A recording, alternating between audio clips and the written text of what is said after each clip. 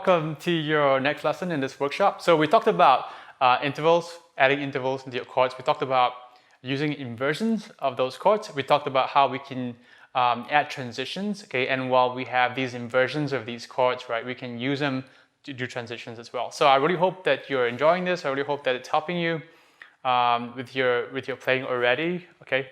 The next thing I want to talk about is arpeggios. Okay, arpeggios are dear to my heart because they can really make your playing sound big. Okay, so as I talked about in my introduction video, the goal is to transform your chord progressions, your chord playing from like this, right, to more like this.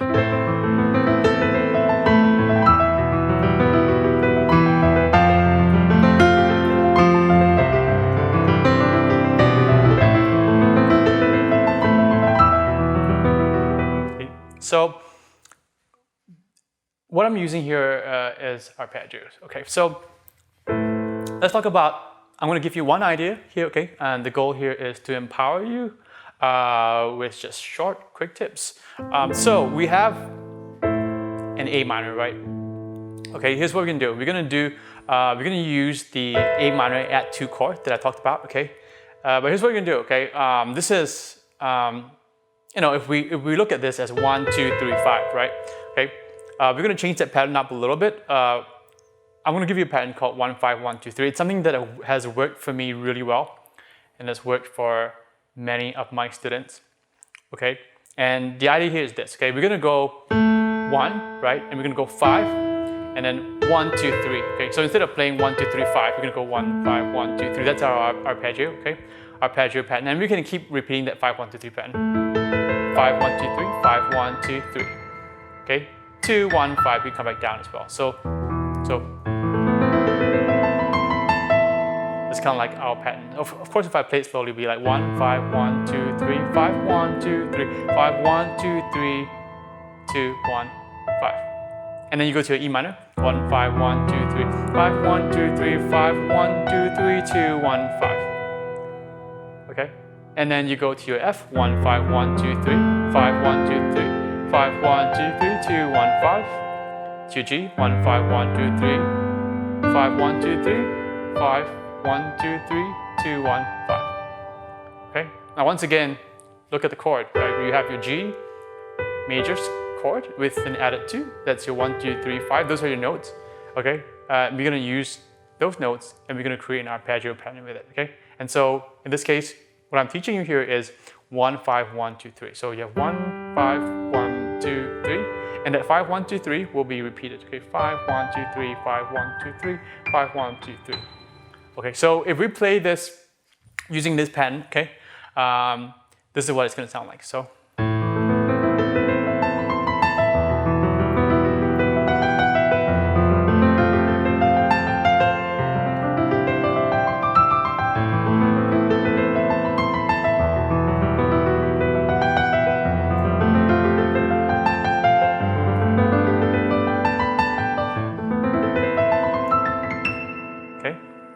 Now, so you understand what an arpeggio is, okay? It's basically a chord that we're playing in a string of notes, okay? So we're taking a chord, it doesn't matter what chord it is, okay? And arpeggios are awesome to integrate into your playing, okay? Because you can take a very basic chord, even like it's a C major chord, right? Okay, you play an extension of it, okay? And you can go like this. Okay. Of course, that is quite a basic sounding arpeggio. Okay, nothing wrong with that, okay, but basic sounding, right? But if we start adding the 2 in there, it would sound like this. Right, sounds a lot better, right, the 2. Okay, and of course you can do it with also your 7th chords, right? Okay. Use it also for 7th. So arpeggio is something that you can use for any chord, okay? But the pattern that I'm going to be teaching you today, okay, we're using the major 2nd interval, okay? So we're using a chord with an added major 2nd into it. So if it's a C, okay, we add a major 2nd into it and use those notes. Okay, same for G, okay? We have a G here, okay? 1, 5, 1, 2, 3. So here's what's cool. Like when you start blending this stuff together, okay, we're gonna have something really, really powerful. So I'm gonna start blending, okay, the intervals that we talked about, okay. I'm gonna start blending in the transitions that we talked about, and we're gonna start blending in the arpeggios that we talked about, okay.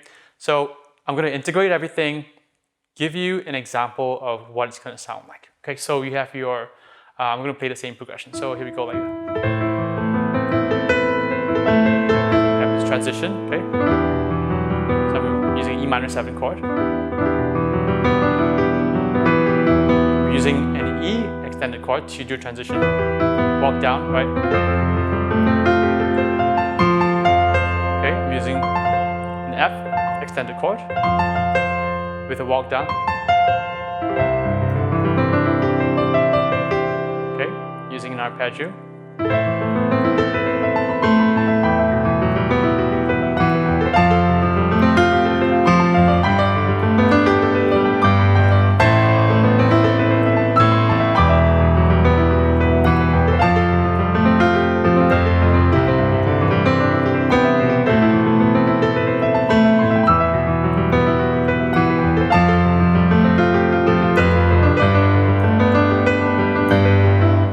Slow it down, and I'm going to explain like what chord I'm using as I'm doing it. So, okay, A extended, A minor extension. Okay, I'm using that arpeggio shape that I talked about, but I'm just playing an octave. Okay, 5, 1, 1, 5, 1, 2, 3.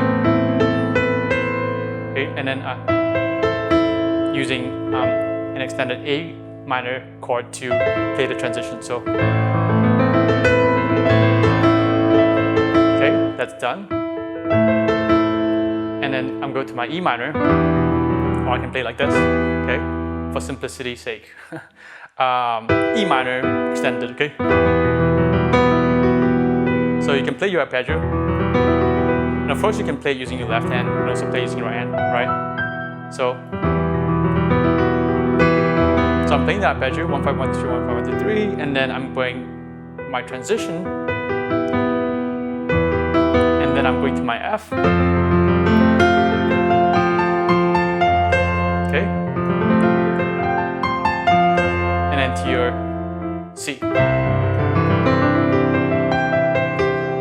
Okay, in E minor. Yeah, I'm basically using the interval of to do my walk down. Okay, my transition. Now, of course, you can use a different chords for your transition, right? Okay, and then you can go to your E minor. You can use that E minor with the second to transition. So basically, that's what I'm doing. I hope that this has, given you some really great insight as to how you can use these things to improve your playing and to help you sound more dynamic.